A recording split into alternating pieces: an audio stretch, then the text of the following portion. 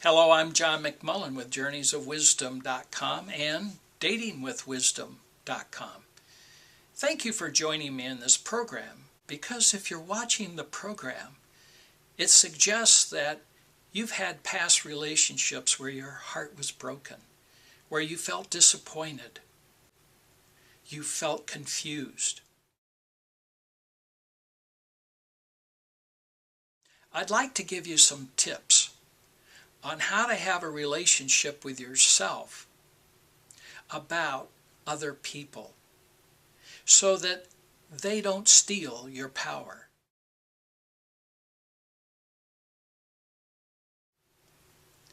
Have you really inventoried what it is you want in your mind and your heart in a relationship with another person and for yourself?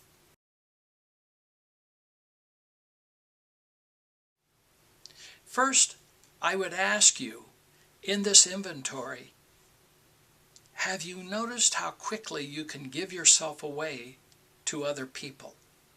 Have you noticed how you make yourself responsible for how other people feel, either by rescuing or becoming a victim and teaching people to take care of you, and that we can actually flip-flop back and forth? The powerful concepts that can help us navigate through a relationship with ourselves about other people begins with, first of all, noticing how often we give ourselves away, how often we lose a sense of self to become what somebody else wants us to be. After all, that's what we learned as children.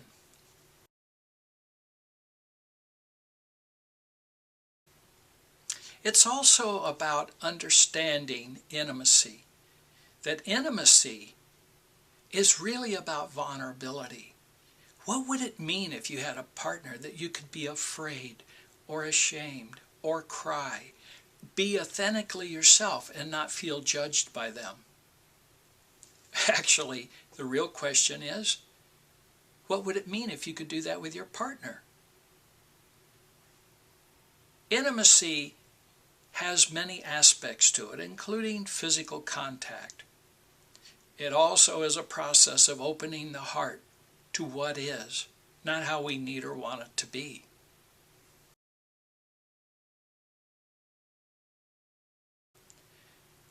What if you learned commitment?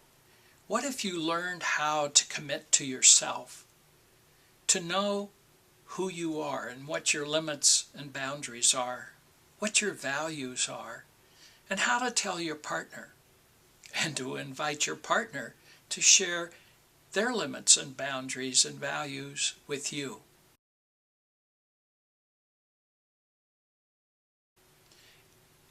It helps us to respect each other rather than to have a loyal relationship. Loyalty is a sense of connection out of obligation. Here's what I'll do for you. What are you going to do for me?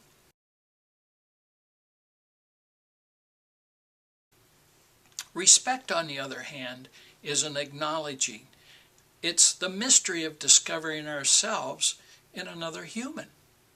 It's about allowing them to be who they are rather than what we need to make them.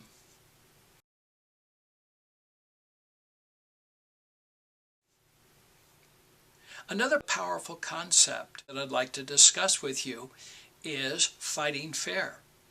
Most of us have no clue how to fight fair with other people, let alone ourselves. We've become the critical self. We notice how we judge others based on our values. What if I said fighting fair is to notice how another person lives their life outside of our value system and become curious about it, rather than defend it or proving about it?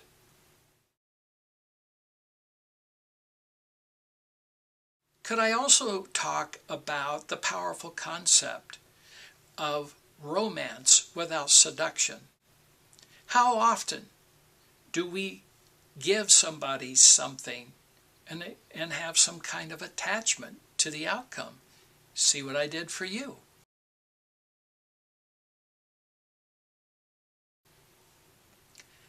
I would also like to talk to you about how other people experience you.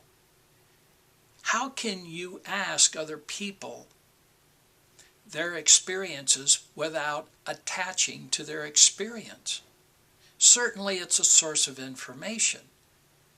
Realize other people use their values to judge who you are.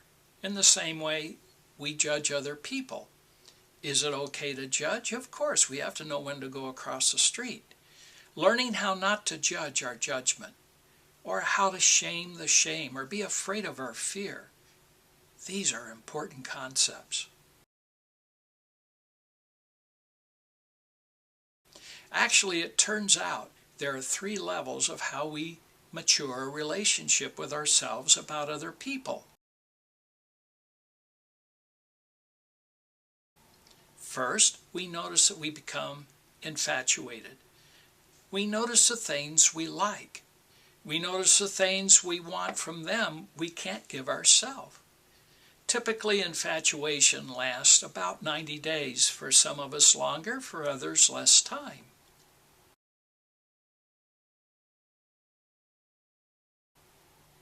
The second stage of maturing a relationship happens when we notice ourselves judging. In other words, we're no longer infatuated. We begin to see the things they act out that don't fit in our value system. And then we begin to feel the shame we're not enough to make them into what we want them to be. This is an important stage because it allows us to move from judgment towards acceptance. The third stage of maturing a relationship happens when we become still and silent. We actually become a mirror for our partner and let them see aspects of themselves. It actually is a place where we realize one of the purposes of a relationship is to allow ourselves to find the wounds we've never healed in the experience of another person.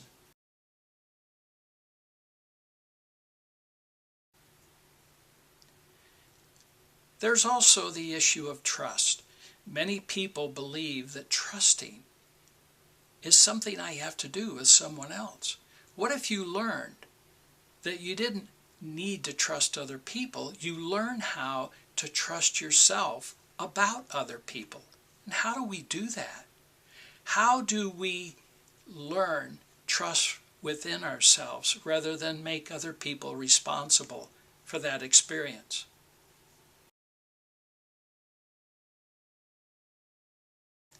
What if we could move from a place of needing someone in our life to inviting them into our life? Really sounds powerful.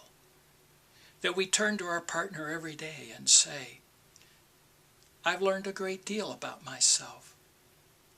And I'm so grateful that we're here not for each other or through each other, but with each other.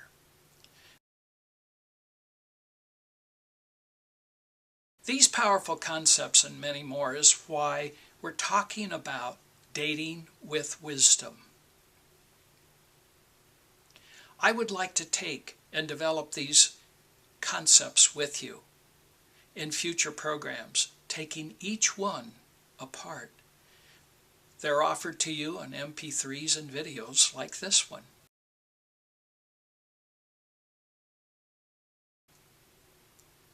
Join us then, will you, at journeysofwisdom.com or datingwithwisdom.com. This is John McMullin. I'll see you there.